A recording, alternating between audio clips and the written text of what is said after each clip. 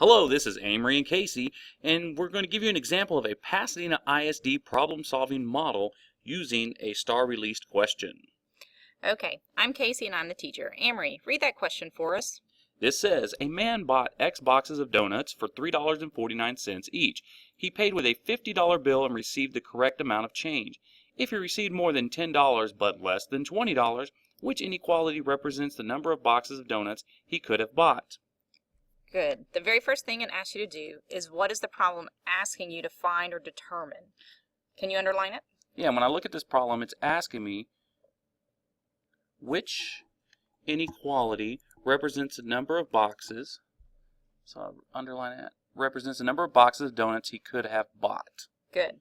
Working down the problem-solving model, what information do you know from reading? Well, I know that one box of donuts was $3.49. It's the first thing it told us.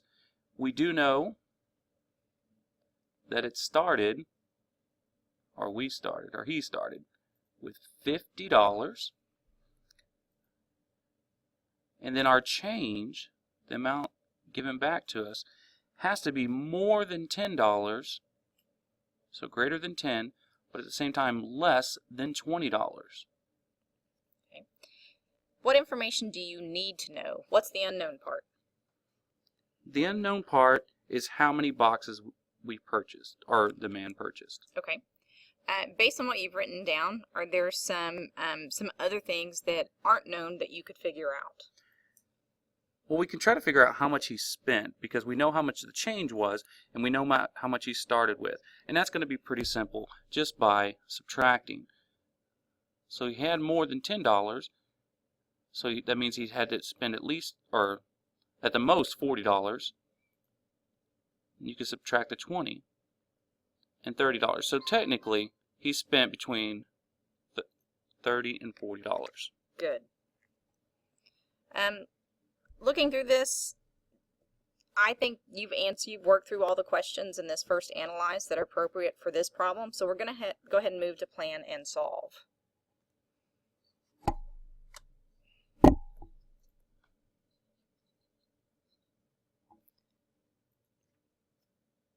Okay.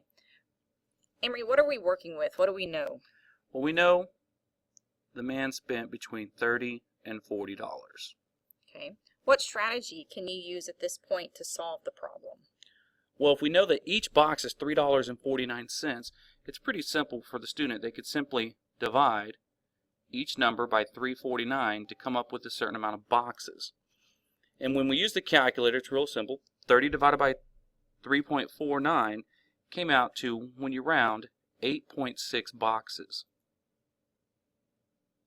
And when you divide 40 by 3.49, we're coming out with roughly 11.5 boxes.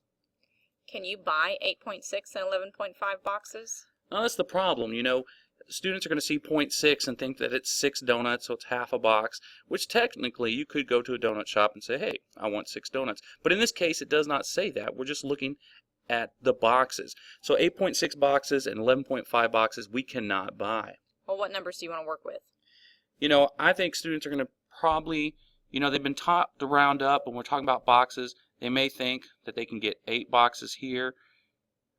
And then let's just say they may go to 11 boxes here. I like it.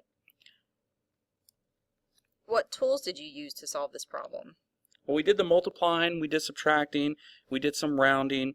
And so now what I'm probably going to do is look at those answers and compare them with the answer choices. Okay, so you want to move to the justify and evaluate?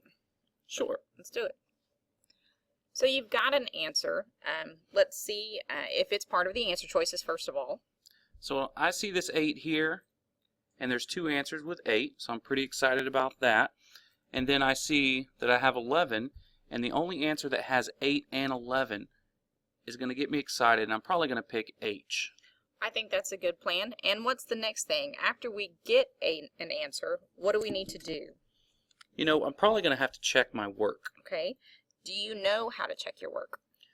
Yeah, it's pretty simple. You just take your answers and plug them in and see if they are right. Show me. Well, if each box is $3.49 and I said we could buy between 8 and 11 boxes, then I'd simply multiply 8 times 3.49. And when I do that, that says it's going to cost me $27.92. Okay. But there's a problem, because we said that our change has to be between 10 and 20. And in order to do that, my number has to be between 30 and 40, and $27.92 is not between 30 and 40. So check this out. If we had $50 to spend, and it cost us $27.92, and I subtract those two numbers, I end up getting $22.08. And remember, earlier, I was supposed to have change between $10 and $20, so this is too much change. So if 8 is not a right answer, what do you want to try next? I'm going to go back and look at my work and realize that 8.6 boxes, I most likely in this case should have rounded up to 9, because my answer choices has 8 and those don't work. So that leaves us with the other two choices, F and J. Okay, let's try 9. Now, if we do 9 times 3.49, we end up getting $31.41, which gets me excited because guess what? That number flows right in between 30 and 40. And when I happen to subtract 31.49 from 50, I end up getting $18.59, which happens to be it's more than 10 but less than 20. So that's a good number.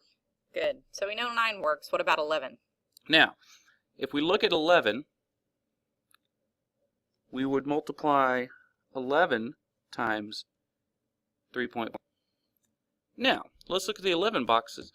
11 times 3.49 was $38.39, which again gets me excited because that flows between $30 and $40. And if we subtract that from the $50, then we end up with $11.61. Again, $11 is more than $10, but less than 20. So 11 boxes also checks. So if 9 boxes work and 11 boxes work, guess what?